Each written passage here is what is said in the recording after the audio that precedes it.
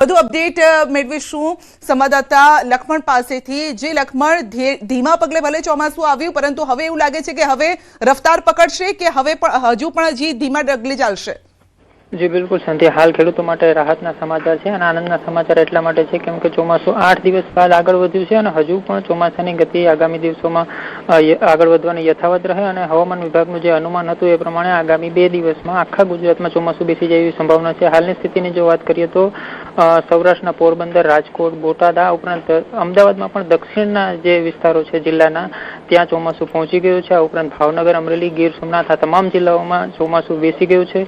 આણંદ, વડોદરા, છોટાઉદેપુર, પંચમહાલ, દાહોદ આ તમામ જિલ્લાઓ સુધી ચોમાસાએ ગતિ કરી દીધી છે અને ત્યાં સારો એવો વરસાદ પણ જોવા મળ્યો છે। છેલ્લા 24 કલાકમાં અનેક સ્થળોએ છૂટાછવાયો વરસાદ જોવા મળ્યો છે। હજુ જો કે ખેડૂતોની ચિંતા એટલા માટે છે કેમ કે સાર્વત્રિક વરસાદ નથી થઈ રહ્યો, એકલ દોકલ સ્થળો ઉપર વરસાદ પડી રહ્યો છે, પરંતુ જે રીતે હાલ બંગાળની ખાડીમાં હવે ધીમે ધીમે સક્રિયતા આવી રહી છે અને જોતા એવું લાગી રહ્યું છે કે આગામી 7 જુલાઈ સુધીમાં રાજ્યમાં સારો એવો વરસાદ પડી શકે છે અને સાર્વત્રિક વરસાદની પણ સંભાવના હવામાન વિભાગ દ્વારા વ્યક્ત કરવામાં આવી છે। સંજય જી બિલકુલ, આપનો આભાર અમારી સાથે જોડાવા બદલ।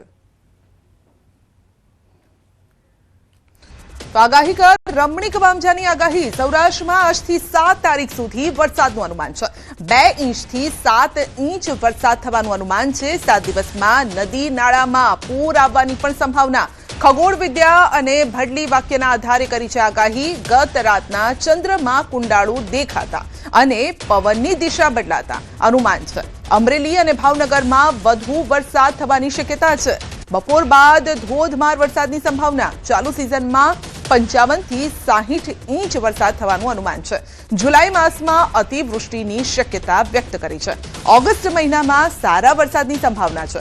ભાદરવા મહિનામાં ગાજવીજ સાથે વરસાદનું અનુમાન છે। નવરાત્રીમાં પણ વરસાદ આવશે। ખેડૂતો માટે કર્યું છે અનુમાન। ખેડૂતો માટે વર્ષ સારું રહેવાનું અનુમાન છે। વાવણી લાયક વરસાદ થવાનું પણ અનુમાન। મગફળી અને સોયાબીનનું વાવેતર સારું થશે। કપાસનું પણ સારું ઉત્પાદન થવાનું અનુમાન છે। ભટલી વાક્યના અંદર આદ્રા નક્ષત્ર અત્યારે ચાલી રહ્યું છે। આદ્રા નક્ષત્ર 2 થી 7 તારીખની અંદર આજે રાતે એક બનાવ બનેલ છે કે મેં 35 વર્ષના અનુભવ છે। ચંદ્રમાં એક મોટું કુંડાળું થયેલું છે। રાતના 12 થી 1 ને 15 મિનિટ સુધી કુંડાળું।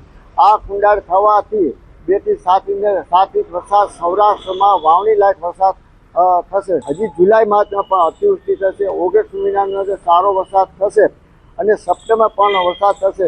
આ વર્ષે ભાદરવા મહિને અંદર વચની અંદર હાથિયા નક્ષત્રમાં ગાજવી સાથે વરસાદ થશે। મગફળી, સોયાબીન વાવશે તે પણ સારું થશે અને કપાસની અંદર પણ સારું ઉત્પાદન છે। ગીર સોમનાથની વાત કરીએ તો તાલાલામાં મેઘરાજાની એન્ટ્રી। વાદળછાયા વાતાવરણ બાદ વરસાદી ઝાપટા। વરસાદના કારણે વાતાવરણમાં ઠંડક પ્રસરી છે। સ્થાનિકોને ગરમીથી રાહત મળી છે। તો સૌરાષ્ટ્રમાં પણ મેઘો હવે હેત વરસાવી રહ્યો છે અને આ સારા વરસાદની રાહ જોવામાં આવી રહી હતી। અમરેલી જિલ્લામાં સવારથી વરસાદ। ખાંભા તેમજ જાફરાબાદ પંથકમાં વરસાદ। મોટા બારમણ, જામકા, ધુંધવાડામાં પણ વરસાદ છે। ખડાધાર, ત્રાકુડા, તાલડા સહિતના ગામોમાં ધોધમાર વરસાદ છે।